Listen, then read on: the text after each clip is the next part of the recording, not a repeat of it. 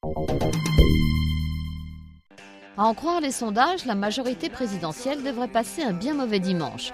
Selon l'Institut CSA, les listes UMP sont créditées de 27,5% des voix contre 29,5% pour la gauche.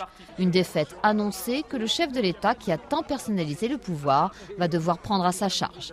Nicolas Sarkozy sera considéré comme le responsable de l'échec des élections régionales, à juste titre. Parce que c'est ce que les Français veulent manifester comme message. Ils veulent dire on n'est pas content de la situation dans laquelle nous nous trouvons.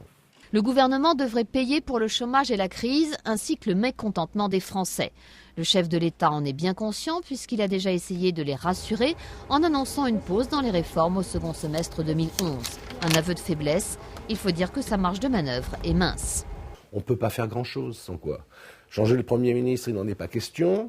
Il est populaire, il est plus populaire que le président.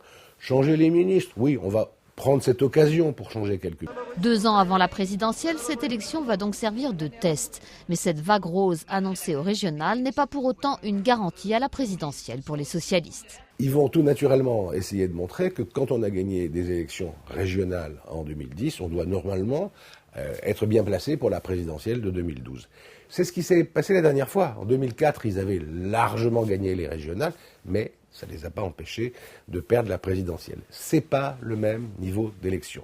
La dynamique devrait davantage profiter à Europe Écologie.